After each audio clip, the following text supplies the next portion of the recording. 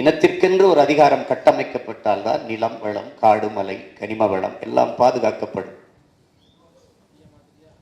அதெல்லாம் கண் முன்னாடி பறிவை கொண்டிருக்கிறதை நாம் பார்க்கிறோம். தமிழ் என்றோ, தமிழர் என்றோ, தமிழ் இனம் என்றோ, தமிழர் நிலம் என்றோ, தமிழர் வரலாறு என்றோ, தமிழர் இலக்கியம் என்றோ, தமிழரின் தொன்மம் என்றோ, வழிபாடு என்றோ, தமிழர் அடையாளங்கள் என்றோ பேசுவதற்கு எவரும் இல்லை. பேசாதவர்களுக்கு ஆட்சியும் அதிகாரம். இந்த நிலையில் புதிதொன்றுமில்லை நமக்கு. இது முயன்று முயன்று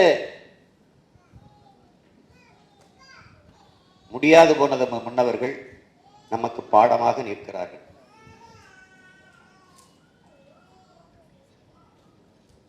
நாம் கற்றது நமது முன்னவர்கள் தற்காலிக தோல்விக்காக சமரசம் செய்து நிரந்தர வெற்றி இழந்தவர்கள், தற்காலிக வெற்றிக்காக சமரசம் செய்து நிரந்தர தோல்வியை தழுவிக்கொண்டவர்கள்.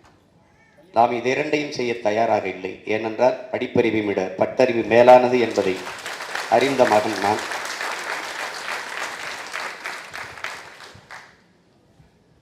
நிறைய தோற்று இருக்கிறோம்.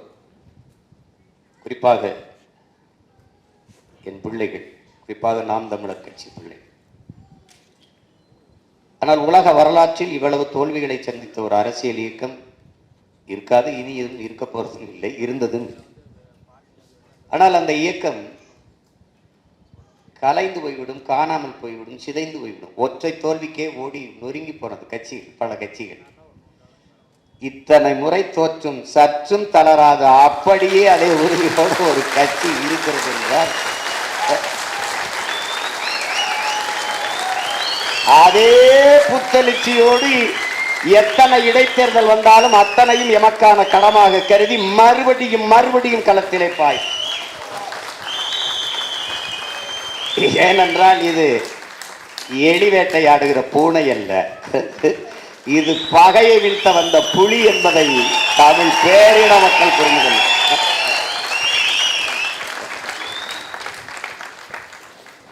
நாங்கெல்லாம் ரொம்ப சின்ன வயசுல வந்தோம். தமிழ்நாட்டு அரசியலே ரொம்ப சின்ன வயசுல வந்து கட்சி ஆரம்பிச்சோம் நாம் தான். ஆனா 16 வருஷமா போராடிட்டு. ஒரு கேடு என்னன்னா, நம்ம சொல்றத எடுத்து சொல்றதுக்கு யாருக்கு மனசு இல்லை. நம்ம வளரக்கூடாதுன்னு நினைக்கிறாங்க. எதற்காக நாங்கள் வெல்லக்கூடாது என்று நீங்கள் நினைக்கிறீர்களோ அதற்காகத்தான் நாங்கள் வென்றே தீர வேண்டும் என்று போராடுவோம்.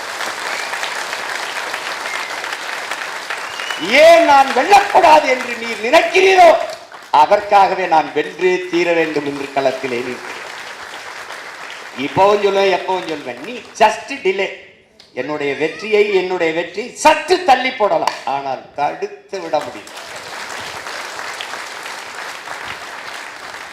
என் கனவு பெரிய. இந்நேரம் அந்த ஒரு மாதம் என்னுடைய கையில் ஆட்சி இருந்ததுன்னா ஒரு பய தூங்கி இருக்க முடியாது. என்னென்னவோ நடக்குது நாட்டில் இருப்பான். பொம்பளை பிள்ளைய வன்புணர்வு செய்து 10 வயசு பிள்ளைய கொண்டு விட்டாங்கன்னா அவங்க அம்மா குடிச்சிருந்தாங்க. டேய், யாரா நீங்கெல்லாம்? அம்மா குடிச்சிருந்தா பிள்ளைய கடத்திட்டு போய் வன்புணர்வு செய்து கொலை செய்யணும்னு சட்டம் இருக்காடா? டேய், அவளே குடிச்சிருந்தாலும் தொடக்கூடாதுடா. அவளே குடிச்சிருந்தாலும் தொடக்கூடாது. சரிடா, என் தாயை குடிக்கிற நிலையில் தள்ளியவன். அதான்டா கேள்வி. எந்த தவறையும் சரி செய்யுது. என்ன அப்படி? அவர் செய்யலையா? இவர் செய்யலையா? இருக்குடா, அவங்களுக்கு இருக்கு. எவ்வளவோ பார்த்துட்டோம், இது பார்க்க மாட்டோமா? ஒவ்வொருத்தையும் பாருங்க, ஒவ்வொரு செயல்களையும் பாருங்க.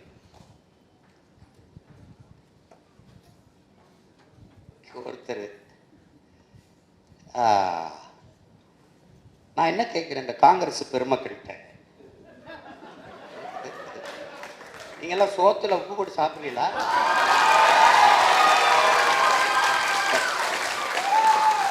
உங்களுக்கு மானம், ரோசம், சூடு, சொரணை, வெட்கம், இதுல ஏதாவது ஒண்ணு இருக்கு? இருக்க. ஆனா எல்லாரும் நல்ல கசங்காத வேட்டி சட்டை மட்டும் வெக்கம் இல்லாம கட்டிக்கிறீங்க. வெக்கம் வெக்கம்.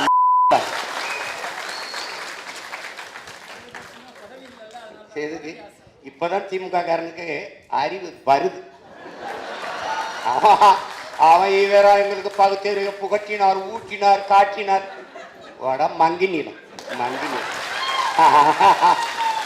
அவனை அன்னைக்கே வேட்டியை காணும் சட்டையை காணும் ஓட விடுறத விட்டுவிட்டு அவனை கூட கூட்டி வச்சு இங்கே பேரு 10 MP வச்சிருக்கான். 10 நாடாளுமன்ற திமுக ஓட்ட பிச்சையில் வச்சிருக்கான்.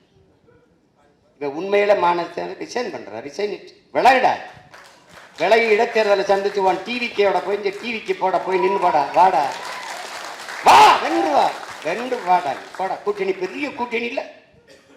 ஆட்சி அதிகாரத்தில் இருக்க நீ அவனோட கூட்டணி வச்சு இடைத்தேர்தல் செஞ்சு 3 ஆண்டு இருக்கு. ரிசைன் பண்ண உடனே இந்த இடைத்தேர்தல் வச்சு நின்று வா வென்று வா. நீ வா. திமுக தயவுல இந்த தேர்தலில் ஒரு மாநிலங்களவை உறுப்பினர் சீட்டு அது யாருன்னே தெரியல. வேறு வாய்ப்புன்னு இல்லை. இந்த காங்கிரஸை ஏன் கொள்ளணும்? ஏன் இந்த இடத்துல எங்க மாமா திருநாவுக்கரசுக்கோ இல்ல ஐயா தங்கப்பால் மாதிரி மூத்த தலைவருக்கோ எங்க மாமா திருநாவுக்கரசுக்கு அந்த இடத்த கொடுக்கக்கூடாத அந்த மாநிலங்களவை உறுப்பினரா? பேரை இன்னைக்கு வரைக்கும் எனக்கு ஞாபகத்தில். காலையில் கூட கேட்டேன் எங்கள் அண்ணன்ட்ட. அண்ணா அது யாருன்னு ஏதோ சொன்னார். தஸ்கோவிஸ்கி மாதிரி ஏதோ ஒன்று சொன்னார்ல. அவர் நாக்பூரில் வேலை செய்கிறார், நாகாலாந்தில் நல்லா வேலை செய்கிறார். ஏன் ஊருக்கு என்ன வேலை செய்யுது? இந்த திமுகவால் தேர்வு செய்யப்பட்டு போன நாடாளுமன்ற உறுப்பினர்கள் என் நிலத்திற்கு, என் மண்ணுக்கு, என் மக்களுக்காக பேசிய ஒரு வார்த்தை விடு. இந்த மாநிலங்களவை உறுப்பினராக சென்றவர் என் மண்ணுக்கு மக்களுக்குமாக என்ன பேசுவார்? இப்போது இந்த டிவிக்கு ஆட்சி இவர்களால் தேர்வு செய்யப்பட்டு இன்னைக்கு போயிருக்காரு ஒருவர் மாநிலங்களவை உறுப்பினர். இவர் மீதி இருக்கிற 2 ஆண்டுகளில் என்ன பேசுவார்? வாக்கு என்னது? என் மக்களுது. எப்படி இருக்கு? இங்க பாருங்க, இந்த டிவிக்கு காங்கிரஸ் ஓட்டு இல்லை. இந்த காங்கிரஸ் வெல்வதற்கு திமுக ஓட்டு இல்லை. ஆனா தேர்தலுக்கு அப்புறம் 2 நல்ல ஓட்டு. எப்படி? 5 உறுப்பினர் வச்சா 2 அமைச்சர் வச்சிருக்கான். அதுல ஒரு மாநிலங்களவை வாங்கிட்டு போறோம். இந்த மாநிலங்களவை உறுப்பினர் திமுக வீட்டில் தட்டேந்து ஒரு சீட்டு, இந்த டிவிகே வீட்டில் தட்டேந்து. வீடு வீடுக்கு கையேந்தி பிச்சை எடுக்கிறது, இந்த வீடு கட்சிக்கு கட்சி தட்டேந்து இந்த சீட்டு வாங்குறதுக்கு வித்தியாசம் என்ன இருக்கு உனக்கு? நீ எதுக்கு இது ஒரு கட்சின்னு வச்சுட்டு பேசிட்டு இருக்க? நீ எதுக்கு ஒரு கட்சின்னு வச்சு பேசிட்டு இருக்க? நீ இது ஒரு கட்சி.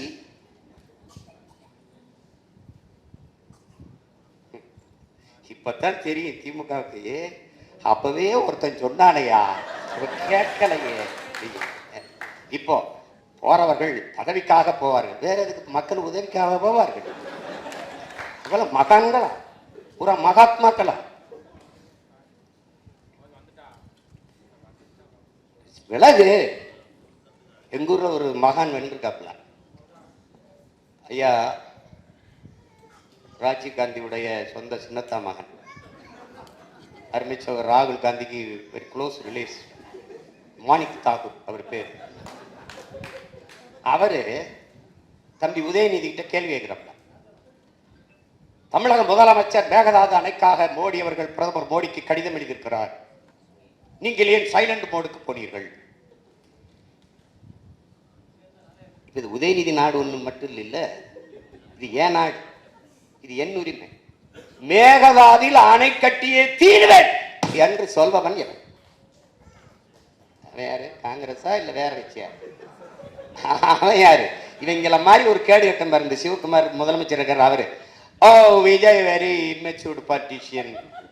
அவன் சொல்லியிருக்கான் இம்மெச்சூர்டு பாலிட்டிஷியன். அவர் சொல்றாரு இம்மெச்சூர்டு பாலிட்டிஷியன். அது தமிழ்நாடு டிஎன்சி, அதை தமிழ்நாடு காங்கிரஸ் அவரோட கூட்டணி வைக்கும், அகில இந்திய காங்கிரஸ் திமுகவோட தான் இருக்கும்னு. என்னடா கட்சி இது?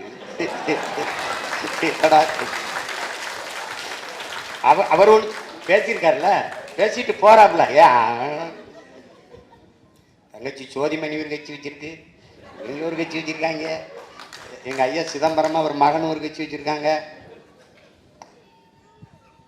இப்ப நான் என்ன சொல்றேன், ஐயா மாணிக் தாகூர் அவர்கிட்ட, என் அருமை சகோதரன்ட்ட, உடன் பிறந்தார்கிட்ட கேட்கிறேன், உங்களுடைய தன்மானத்தை, உங்களுடைய கட்சியின் மீது இருக்கிற பற்றை நான் மதிக்கிறேன்.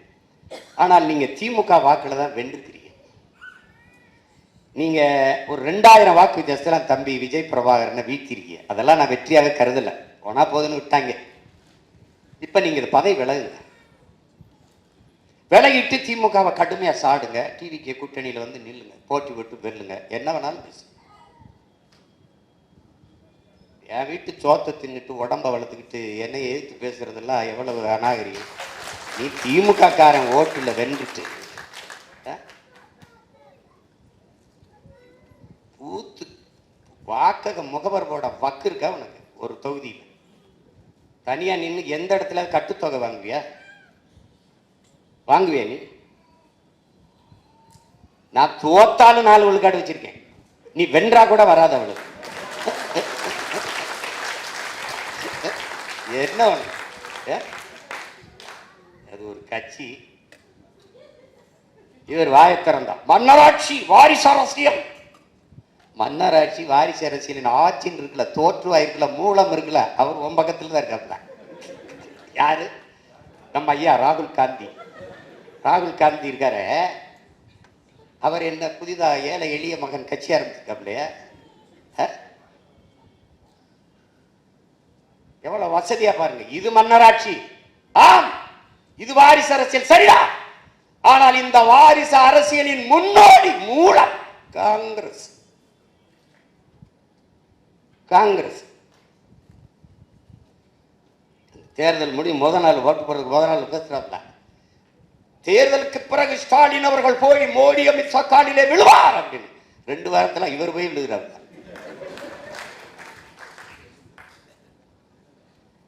போராடி தடுத்து வச்சிருந்த அத்தனைக்கும் எழுத்து போட்டாப்ல. ஜல்ஜன் ஜீவன் திட்டம்,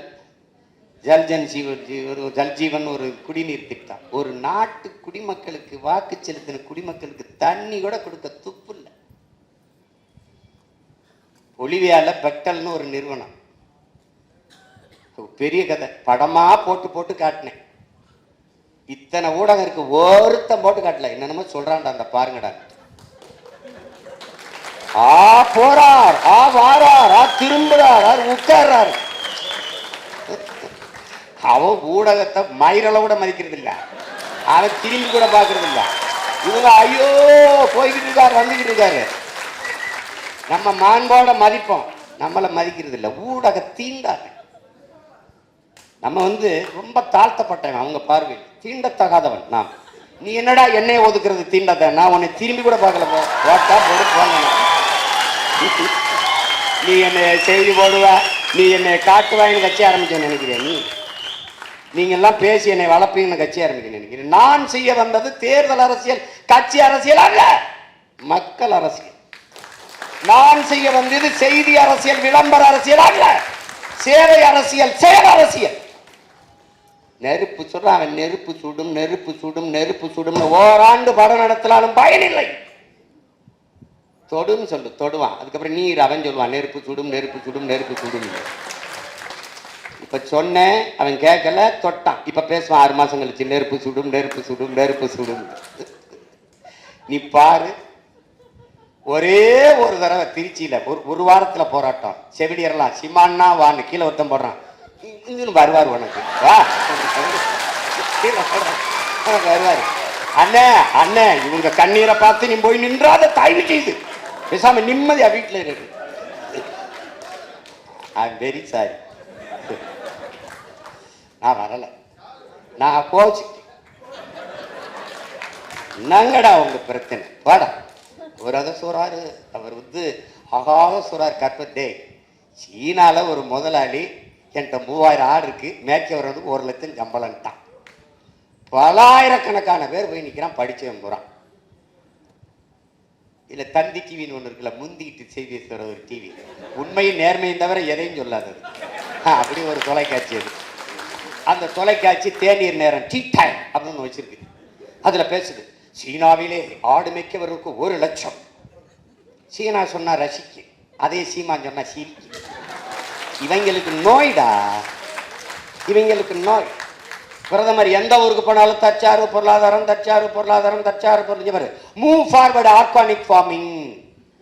இத்தனை ஊடகம் இருக்குடா இந்தியா முழுக்க. ஒருத்த மூவ் ஃபார்வர்டு ஆர்கானிக் ஃபார்மிங்கிறார ஒருத்தடுத்து விவாதிச்சிருக்கானா? இல்லை இல்லை, அவன் அங்கே போகிறான் இங்கே போகிறான், அதை ஆரம்பிக்கிறார், குச்சியை ஒண்டிட்டார், கட்சியை ஆரம்பிச்சிட்டார், இந்த நின்ட்டார், அந்த போயிட்டார், ஒரு கூட்டம்டாது.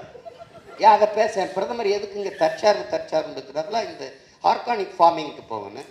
அம்பானி இயற்கை எரிகாற்றுக்கு போகிறேன், ஏன் இயற்கை எரிகாற்றுக்கு போகிறேன், இயற்கை எரிகாற்று எங்கிருந்து எடுப்பார் கேளு, ஒரு விவாதத்தில் கேளு கேளு. ஏன்னா இங்கே எரிகாற்றுக்கு கச்சா பொருள் மூலப்பொருள் பிரச்சனை இருக்குது, வார் வருது, இப்போ தற்சார்புக்கு வரணும். அம்பானி சொல்கிறாங்களே, அது சொல்கிறாருல்ல, நான் இயற்கை எரிகாற்றுக்கு போகிறேன், அதை நாங்கள் தமிழில் உயிர் வழிங்கிறோம், நீங்கள் பயோகேஸுங்கிறீங்க, நாங்கள் உயிர் வழிங்கிறோம். இயற்கை எரிகாற்று எங்கேருந்து எடுப்ப, எங்கேருந்து எடுப்ப? என் மாட்டு சாணி தாண்டா நத்தனீங்க, என் மாட்டு சாணி தான். அதை நான் சொன்னா வலிக்குது, நான் சொன்னா வலிக்குது. சரி, இந்திய அரசு கழுத வழக்கு 50 லட்சம் மானியம் கொடுக்குது, அதை ஒரு தடவை போடு. உனக்கு நோயிடா, என்னை எப்படா என்னை காலி பண்ண? மயிருங்கிறது கெட்ட வார்த்தைன்னு கற்பிச்ச வர அப்பவே மயிர் உன்னை வளர்ந்துக்கணும்டா. நான் தலையில் இழிந்த மயிரினைய மாந்தர் நிலையில் இழிந்த கடை மயிர் நிப்பின் உயிர் வாழா கவரிமா அன்னார் உயிர் நிப்பர் மானம் வருங்கிறது என்னுடைய வேதம் பாட்டு. மயிர் அவளை கெட்ட வார்த்தைன்னு நான் மயத்துக்கு தலையில் சிரைச்சிட்டு போ, கொட்டுனா போண்டியதுன்னு என்ன மயத்துக்கு விற்க மாட்டா, போய் நடுற 3 லட்சம் 4 லட்சம் செலவழிச்சுட்டு உயிரை கொடுத்த சாமிக்கு இதை வளர்த்து சடசடையா சிறைக்கிறியா? அப்ப மயிரளவுக்கு தான் அவரை மதிக்கிறியா? அவனுக்கு காணிக்கையா மடிய மயிரை கொடுக்குறீன்னா அது புனிதமானதா கெட்டதா? என்னடா கற்பிச்ச நீ? எனக்கு என்னடா கற்பிச்ச? மயிறு கெட்டது, அப்ப மயிரை வெட்டி அழகுபடுத்துகிறான் தாழ்த்தப்பட்டவன் நீ கற்பிச்ச. நீ உன்னைய தொலைக்காம போக மாட்டேன், கால் செருப்பு இல்லாம நடக்க முடியல, தச்சு தரவன் இழிந்தவன், நீ இப்படி நோயாக்குனாடா. இன்னைக்கு அடிப்பொருள் என்ன படிப்பொருள் விடு. ஆடு மாடு வள மேய்க்க தலாய்க்கு, பன்னி மேய்க்க தலாய்க்கு, கழுது மேய்க்க தலாய்க்கு, பட பைத்தியக்கார. என் தம்பி லியோடா மரபு வழி வீடு கட்டுறவன்டா, காரைக்குடியில் எங்களுக்கு செட்டிநாடு வீடு மாதிரி. என் தம்பி லியோ தர்மபுரியில் ஒருத்தர் வீடு கட்டுறான்டா, படையாச்சிடா, 2 கோடிக்கு கட்டுறான்டா வீடு. இந்த வீடு அப்படி பங்களா மாதிரி கட்டுறான்டா, மரபு வழி மாறாம. அப்படி ஒரு சாந்து, ஒரு சொட்டு சாந்து இல்லடா, செங்கல் சுண்ணாம்பு வச்சு கட்டுறான்டா. குளிருட்டி தேவையில்ல, மின் விஷயத்தை விட குழு குழுன்னு இருக்குண்டா, கட்டுறான்டா. என் தம்பி, என் சொந்த தம்பி கட்டுறான்டா, என் கட்சியில் இருக்க பிள்ளை. அவன் சொல்றான், வீடை பார்த்து தம்பி நீ எத்தனை கோடி வேணா 2 கோடிக்குள்ள முடியும், எத்தனை கோடி வேணாலும் செலவழிப்போம், நீ பண்ணு. ஐயா என்னையா வருமானம்? நான் பண்ண வச்சிருக்கேன்யா, பண்ண வச்சிருக்கேன். ஏய் நான் சத்தியம் பேசுறேன்டா, எங்க அப்பா மேலானையா உண்மை துறந்த ஒரு அலைபேச்சியில் இருக்கு. என்ன இந்த தஞ்சாவூர் தான் போயிட்டாப்பா சொல்லுவான், கட்டிக்கிட்டு இருக்கான் தர்மபுரியில. பண்ணி வைக்கிறேன் 10 குட்டி வாங்கி விட்டையா, 6 கோடி வருமையாது. எனக்கு 6 கோடிக்கு பண்ணி இருக்கு, நீ கட்டியாண்டு கேட்ட. படையாச்சி பண்ணி வளர்த்து சம்பாதிச்சுட்டான்டா, பைத்தியக்கார பயணம். எங்க பொருளாதாரம் இருக்குன்னு தெரியாது, கிறுக்கா. அரசு மருத்துவமனைக்கு வெளியில் வரும்போது கழுதப்பால் ஒரு இது 1000 ரூபாய்டா, ஒரு என்னது அது சொல்றது, ஒரு சங்க 1000 ரூபாய்டா, மருந்துடா. கழுத மேய்க்க தலாய்க்கு, ஆடு மாடு மேய்க்க தலாய்க்கு. டேய் நீங்கெல்லாம் அறிவு இருக்கிறவங்களாடா. வேளாண் துறைக்கு ஒரு அமைச்சர் போட்டுக்க, என்ன புடுங்கிறதுக்குடா போட்ட? எதுக்குடா போட்டா? அவன் அரசு அமைச்சர், அவருக்கு ஒரு கான்வாய், அவருக்கு ஒரு வீடு, அவருக்கு ஒரு அப்பா பெரிய இது. அவர் அரசு அமைச்சர். கால்நடை துறைக்கு ஒரு அரசு அமைச்சர், பால்வளத்துறைக்கு ஒரு அமைச்சர். இவன் 3 பேருடைய வேலை என்னடா சொல்லு? நாங்க பின்னோக்கி இருக்கிறோம், இவர்கள் முன்னோக்கி போறாங்க. பால்வளத்துறை அமைச்சருக்கு வேலை என்ன? பால் இருக்குடா, வளம் எங்கடா? கால்நடையே இல்லை, எதுக்குடா கால்நடை துறைக்கு தண்ட கர்மாந்தரத்துக்கு ஒரு அமைச்சர் போட்டு கேட்டீங்க வாடா? எதுக்கு போட்ட? வேளாண் பல்கலைக்கழகம், வேளாண் கல்லூரி, வேளாண் துறைக்கு அமைச்சர். அப்ப அவனுக்கு எங்கடா வேலை கொடுப்ப? வேளாண்மை அரசு பணி ஆக்குனாதான்டா அவனுக்கு வேலை கிடைக்கும். இப்ப வேளாண் துறை அமைச்சருக்கு வேலை என்ன? கால்நடைத்துறை அமைச்சருக்கு வேலை என்ன? அதான் எப்படிப்பட்ட அறிவாளிகள்கிட்ட சிக்கிட்டோம் பத்தியில. அவன் என் தம்பி ஒருத்தர் இருக்கான் பார்த்திபன், அவன் போக்குவரத்து துறைக்கு அமைச்சராக போட்டுருக்காப்ல. அவன் அந்த ஊர் மாவட்ட ரசிகர் மன்ற தலைவர்.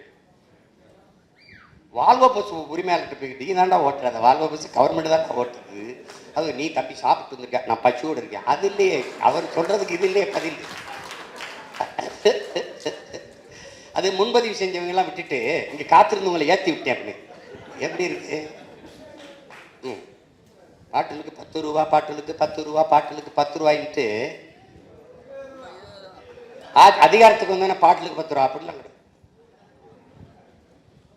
அதெல்லாம் நிறுத்த முடியாதுங்க. ஒரே நாள் சினிமா மாதிரிலாம் முடியாது. யார்? அமைச்சர். வியாக்கியானம் இல்லை, அங்கே ஊழியர்களுக்கெல்லாம் அவர்களுக்கு காசு செலவுக்கு இந்த பாட்டில் எடுத்து வைக்கிறது, அதுக்கெல்லாம் 10 ரூபாய்க்கு வித்தாத்தான் அப்படின்னு. இவ்வளவு தர்மணி ஆயத்தை உங்காலும் சொல்லலப்பா. மதுரையில் பேசும்போது நம்முடைய மாண்புமிகு முதல்வர் ஐயா அவர்கள், இந்த மீனவர்கள் இதற்காக நீங்கள் மோடிஜி நீங்கள் கச்சத்தீவை மீட்டு கொடுத்துருந்தா அது போதும்.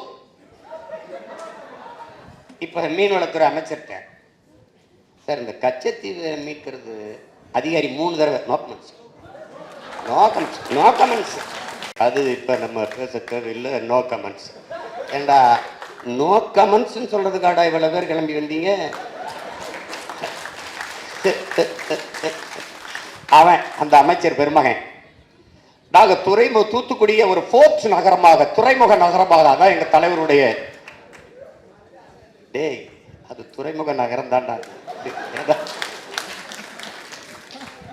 இப்ப நம்ம கடல்ல விழுந்து சாகிறதா இல்ல கிணத்துல விழுந்து சாகிறதா? இங்க எந்த பக்கம் போறது? எங்க பார்த்தாலும் முட்டிச்சந்து மூத்திரச்சந்தா இருக்கு. கருமம் கருமம். 436 திட்டங்களை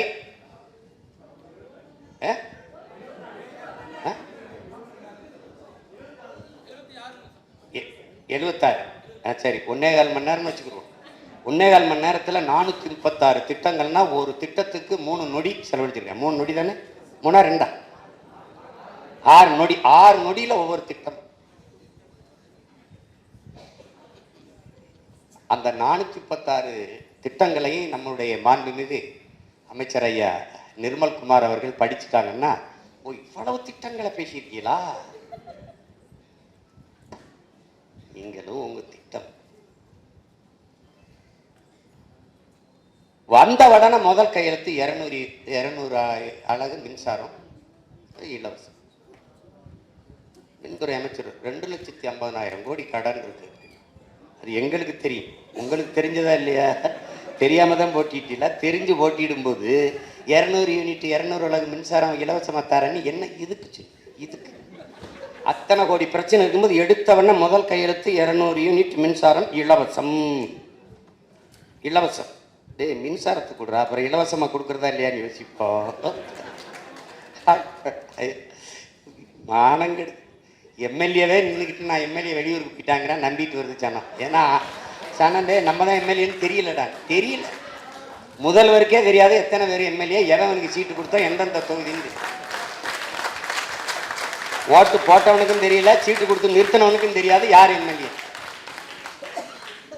எங்க மொத்த பேரையும் அப்படி சொல்ல 108 பேர், 107 பேர். மக்கள் விரோத ஆட்சியை மக்கள் விரோத ஆட்சியை, மக்கள் விரோதம். எது மக்கள் விரோதம்?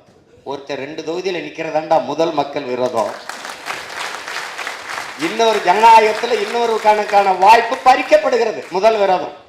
இரண்டாவது, நீங்க 2 தொகுதியில் வென்று ஒரு தொகுதியை பதவி விலகிற போது வலுக்கட்டாயமாக ஒரு இடைத்தேர்தல் திணிக்கப்படுகிறது. அந்த தேர்தலுக்கு குறைஞ்சது 10 நாள் 15 நாள் விடுமுறை விடணும். அங்க இருக்கிற அதிகாரிகள் வேலை செய்யணும், அங்க இருக்கிற பள்ளி கல்லூரி விடுமுறை விடணும், எல்லா அதிகாரிகளும் வேலை செய்யணும். அதுக்கு குறைஞ்சது 20 கோடி செலவு பண்ணணும். நீங்க விலகிறதோட இல்லாம பல பேரை விலக சொல்லி வேற சேர்த்துட்டீங்க.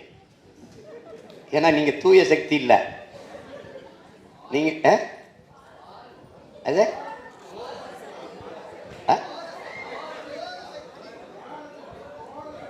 ஓரசக்தி, தூரசக்தி, பாரசக்தி, ஏரசக்தி, ஓரசக்தி. எங்க ஊர்ல வருவாங்க குடு கொடுப்புக்கு, நல்ல காலம் பிறகு நல்ல காலம் பிறகு. ஏதோ அதுல கடைசி இதை மறந்துட்டாப்ல, தூந்து போன சக்தி கண்டுபிடிச்சாங்க.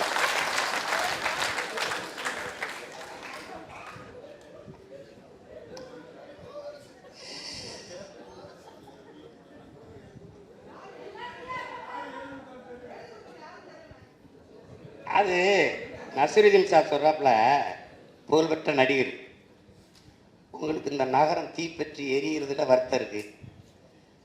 எனக்கு இந்த பைத்தியக்காரன் கையில தீப்பெட்டி எவன் கொடுத்துருக்கிறது தெளிவாப்ல.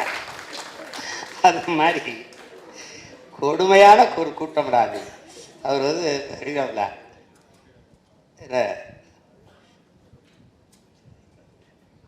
என்னன்னு தெரியல. இதை நான் கவர்ச்சியால் வந்து விட்டேன் என்று சொல்கிறார்கள். கோவப்படுறாப்ல. தப்பு தானே. அவர் மண்டேலா மாதிரி 27 ஆண்டு சிறையில் இருந்து வந்திருக்காப்ல. எண்ணற்ற தியாகங்கள், எண்ணற்ற வழக்கு, பல சிறை கொட்டடிகள், அனுபவம். அப்புறம் 200 கோடி இல்லை 100 கோடியை சல்மான் மாதிரி வாங்குற சம்பளத்தை பாதிய மக்களுக்கு கொடுத்து கொடையா கொடுத்து மக்களின் இதயத்தை வென்று வந்துட்டாப்ல. சினிமா டு சிஎம் எளிதாக டிரான்ஸ்ஃபர் ஆகிட்டு இல்லை, அதனால உங்களுக்கு தெரியல, கோவம் வருது வேற. சரி, என்னதான் தகுதி சொல்லுங்களேன் சிஎம் சார். சிஎம் சார், நீங்க உங்களை மக்கள் தேர்வு செஞ்சதுக்கு ஒரே ஒரு காரணம் சொல்லுங்க.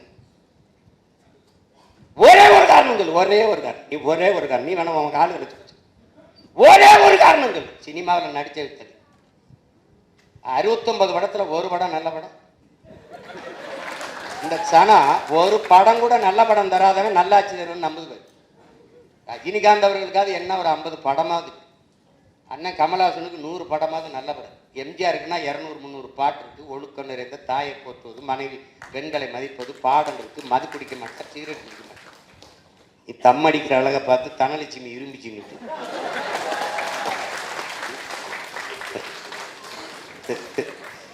ஏதோ ஒரு கர்மம். இதுல கோவச்சுக்கிறதுக்கு என்ன இருக்கு சிஎம் சார்? நீங்க கோவச்சுக்கிறதுக்கு ஒன்றும் இல்லை, ஒத்துக்கிறங்க, மனச்சான்று. நீங்க தான் பெரிய நேர்மையான சிகரம் ஆயிடுச்ச. எதா இருந்தாலும் பழைய எங்க ஊர்ல எங்க அத்தை பொண்ணெல்லாம் வாக்கப்பட்டு வரும்.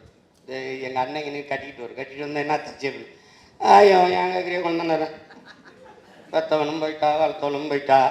இந்த உங்க அண்ணன்ட்ட பிடிச்சி கொடுத்து பிடிச்சி ஒரு தோடு உண்டா, தொங்கட்ட உண்டா, கொழுத்து உண்டா, மாற்றி கட்டிக்கு ஒரு புடவை தான் உண்டா, நல்ல நாள் பெரியா, தீபாவளி திருநாள் உண்டா, ஒன்றும் கிடையாது. நான் அந்த புலம்பலுக்கு இந்த புலம்பல் என்ன இருக்குது? மனசாட்சி எம்மிட முடியும். ஒரு கேள்விதான். நீங்க கரூருக்கு வரலைன்னா கூட்டல்ல, கூட்டல் என்ன நெரிசல்ல, நெரிசல் என்ன சாவில்ல. இதானே மூல காரணம் யாரு? அந்த குற்ற உணர்வோடு நானும் ஒரு காரணமா இருந்துட்டேன், வருந்துறேன்னு இதுவரை நீங்க ஒரு வார்த்தை பதிவு செய்யல சிஎம் சார். நீங்க பதிவு செய்யல. ஆனால் நீங்க மக்கள்கிட்ட ஒரு வார்த்தை போட்டு எம்எல்ஏ போட்டாரியா? ஸ்டாலின் ஐயா அரசு போட்டுருச்சு. நான் ஈரோட்டில் இடைக்க தேர்தலில் 5 நிமிஷம் கூட பேசிட்டேன்னு வழக்க போட்டு போக ஒரு நாள் சரியா 10 மணிக்கு நிற்கணும். அப்போ முத நாளே போய் தங்கணும். இப்போ அடுத்த நாள் பாதிக்கு மேலே நேரம் ஆயிடுது. அப்போ 2 நாள் என் நேரத்தை எனக்கு ஒவ்வொரு நொடியும் உயிர் 2 நாளாக வீணடிச்சிட்டாப்ல. 5 நிமிஷம் கூட பேசிட்டேன்னு வழக்க போட்டு. ஆனால் 41 பேர் மரணத்திற்கு ஒரு முதல் தகவலுக்கு ஒரு எஃப்ஐஆர் கூட பதிவு பண்ணாத கோழை அரசு திமுக அரசு. தற்காத்து விட்டன இந்த பிஜேபி, இந்த ஏடிஎம்கே, இந்த 2 பேரும் சேர்ந்து உண்மை கண்டறியும் குழு. ஏன் அந்த தூத்துக்குடி துப்பாக்கி சூட்டுக்கு உண்மை கண்டறிய வரல? ஆந்திர காட்டுக்குள்ள 20 பேர் சேர்த்து உண்மை கண்டறிய வரல? ஏன் கண்டறிய வரல? ஏன் உடனே வந்து உண்மை கண்டறியும் குழு? திமுகவை எதிர்த்தவன இவர் ஐயா அதிமுக எடப்பாடி ஐயா குறுக்க விழுந்து சட்டசபையில பேசி அவ்வளவு பெரிய சபையில் ஆதரிச்சு பேசணும்னு இவர் பயந்துட்டார். இன்னைக்கு அழகா சொல்ற எம்எல்ஏ பழிய போட்டாங்க. பழி இப்போ உங்ககிட்ட இருக்கு, உளவுத்துறை இருக்கு, காவல்துறை இருக்கு, எல்லாம் சிபிசிஐடி இருக்கு, எல்லாம் இருக்கு. ஒரு அதிகாரி ஒரு சிறப்பு குழுவை போட்டு கண்டடிச்சு என்ன உலகம் புறாவை கரூர் 2 தெரு விசாரிச்சு என்ன நடந்ததுன்னு நீங்க தான் வெள்ளரிக்கை எல்லாத்துக்கும் கொடுக்கல. ஒரு உண்மை அறிக்கையை விடுங்க பிளீஸ். நீங்க மனச்சான்றோட பேசுறீங்க, நீங்க நேர்மையாளர் தான், நிறுவீங்க. இதுதான் நடந்தது, இந்த அரசு இந்த மாதிரி என் மேல பழியை போட்டது, நிறுவீங்க. ஏன் சார் நிறுவீங்க? இப்போ தெருவுக்கு தெரு கஞ்சா, வீதி வீதி கஞ்சா, அப்படி போத பொருள் எல்லாம் கொண்டாந்து விட்டு இப்ப இன்னைக்கு எம்எல்ஏ வெளியே போடுறாங்க. ஏய், தெருவுக்கு தெரு கஞ்சா விற்கன்னு தெரிஞ்சுதானே நான் வந்து போதை வெடிக்கணும்னு சொல்லிட்டு வந்தியே. நான் ரொம்ப நாள்லாம் கேட்கலையே. முதல்வன் படம் மாதிரி காலையில் 5 மணி, சாயந்தரம் 5 மணி போதை எங்கேயாவது வித்தான்னா சொல்லு கூட எனக்கு. எப்படிப்பட்ட ஆளுங்க பாரு. கஞ்சா இங்க விக்குது, கொக்கைன் இங்க விக்குது, மெத்தப்பட்டமன் இங்க விக்குது, ஆவின் இங்க விக்குது, யாருக்கு தெரியுது? வாங்கி பயன்படுத்துறோம். இந்த இடத்துல கஞ்சா கிடைக்குது, இந்த இடத்துல கொக்கைன் கிடைக்குது, இந்த இடத்துல அபின் கிடைக்குது, இந்த இடத்துல கிடைக்குதுன்னு தெரியுது. யாருக்கு? வாங்கி குடிக்கிறவனுக்கு, பயன்படுத்துறோம். ஆனா போலீஸுக்கு தெரியும். எப்படிப்பட்ட போலீஸ்? எப்படிப்பட்ட போலீஸ்? என் தம்பி லாரி உரிமையாளர்கள் அந்த மண் இழிக்கிறாங்க இல்லை, மண் சவுடு மண்ணில் அது முறையில் யார்கிட்ட விடுவான்? என் தம்பிட்டு வந்து சின்னவன்ட்ட போய், நே அண்ணனுக்கு சொல்லுங்கண்ணே, நல்லா ஒரு லாரிக்கு 1000 ரூபா வாங்கிட்டு இருந்தாங்கண்ணே, 2000 எனக்கு அடம் முடிக்கிறாங்கண்ணே, நாங்கள்லாம் எங்கேனே போகிறது, அண்ணன்கிட்ட சொல்லுங்கண்ணே. டே இருடா, ஒரு 6 மாதம் நானே பற்றி நான் வந்து மௌன விரதம்டான்னு இருக்கேன். நீங்கள் களத்துக்கு வரும்போது என்னை சமாளிங்க பார்ப்போம், எப்படி சமாளிக்கிறீங்கன்னு பார்க்குறேன்.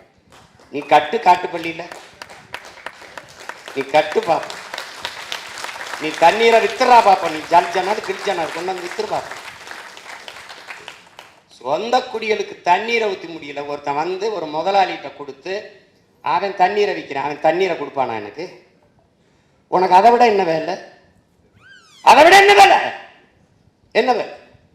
அவன்கிட்ட கொடுத்தா அவன் சொல்றதான், அவன் கொடுக்கறதான் தண்ணி, அவன் விதிக்கிறதான். ஒரு நாடு அறிவை வளர்க்கும் கல்வி வியாபாரம், உயிரை காக்கும் மருத்துவம் வியாபாரம், உலக உயிர்களின் உயிர் தண்ணீர், உயிர் தேவையா இருக்கிற தண்ணீர் வியாபாரம், எல்லாம் வியாபாரம். போக்குவரத்து வியாபாரம், மின்சார உற்பத்தி. பாருங்க, மின் உற்பத்திக்கு என்ன ஒன்று, ஒரு தற்சார்புக்கு ஏதாவது வருதா? யோசிக்கிறாங்க. பிரைவேட் ஏதாவது என்ன, நீங்கள் என்ன பண்ணுறீங்க? சோலார் மின் பூங்காமா, எவ்வளவு இடம்? எல்லாம் தொழில்துறைக்கு வாங்க, முதலீட்டாளர்கள் இன்வெஸ்ட் பண்ண வாங்க. நாங்கள் வந்து ஒற்றைச்சாளர முறையில் சிங்கிள் விண்டோல திறங்க. எங்கே நடுவாய்? எங்கே தொழிற்சாலை வைப்பாய்? எங்கே வைப்பாய்? அது என் நிலத்தில் தொட்டுரா பார்க்குறேன். நீங்க நல்ல ஒருத்தர் தொட்டுரா பார்ப்பீங்க. எனக்கு ஒரு வேலையும் கிடையாது. நான் இந்த தேர்தல் வெற்றி தோல்விக்கு அப்பாற்பட்டவங்க. நாங்கள் எனக்கு அதை பற்றி கவலையே கிடையாது. போட்டா போடு, போலைன்னா போடு. இன்னைக்கு இல்லை நாளைக்கு இல்லை தான் சொல்லுவேன். போட்டா போடு, போலைன்னா போடு. எனக்கு ஒன்றும் இழப்பு கிடையாது. எங்கே உள்ளது நடுவே? சிப்காட் தொழிற்சாலை, ஒரு தொழிற்சாலையை நீ நட முடியாது, வைக்க முடியாது. இருக்கிறதே நான் மூடிட்டு தான் போவேன். பெருந்துறையில 26 கிலோமீட்டர் தண்ணீர் எடுத்து குடிக்காத தண்ணீர்ல யுரேனியம் கலந்துருச்சு. அதை குடித்தால் தாய்ப்பால் நஞ்சாயிரும். இதுதான் பீகார்ல நடக்குது.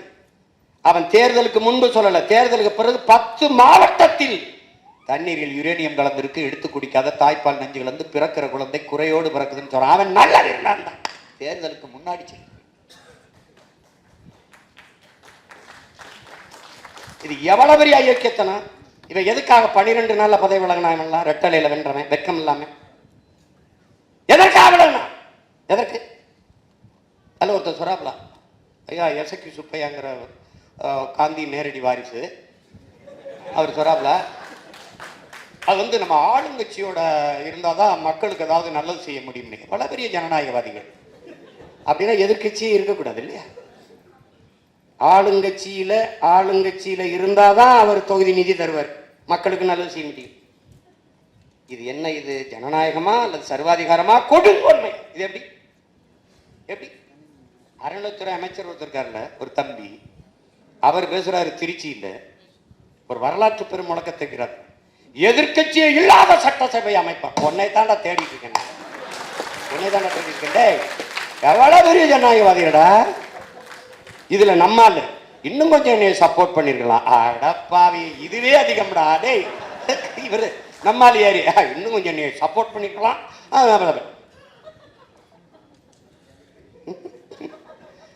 கொடுமடா டேய், பொலிட்டிக்கல் டிசாஸ்டர் நடந்துருச்சு, அரசியல் பேரிடர். அதை மக்களை அனுபவிச்சுக்கிற வேண்டியதான். நம்ம வந்து நான் என் பிள்ளைகிட்ட சொல்லிட்டேன், ஃபிசிக்கல் ஃபிட்னஸ் மென்டல் ஃபிட்னஸ் ரெண்டையும் பண்ணிட்டு இரு, களை நமக்கு காத்திருக்கு.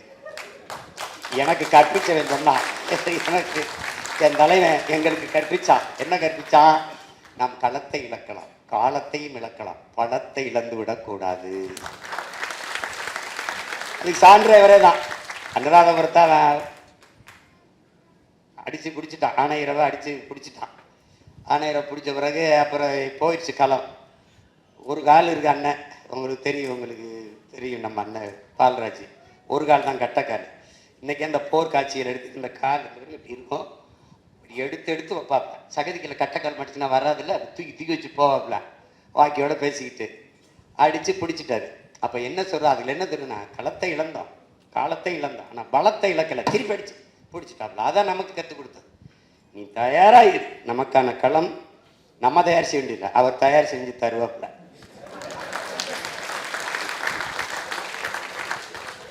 இப்போ கொஞ்சம் அமைதியாக இருப்பான். மறுபடியும் செவிலியர்கள், மறுபடியும் மருத்துவர்கள், மறுபடியும் ஆசிரியர் பெருமக்கள், மறுபடியும் போக்குவரத்து தொழிலாளர்கள், மறுபடியும் வேற விவசாய பெருக்குடி மக்கள் எல்லாரும் வீதிக்கு வருவாங்க. நாம் எங்கே இருப்போம், நிம்மதியாக படிச்சுக்கிட்டு, அப்படியா நல்லா இருக்கேன்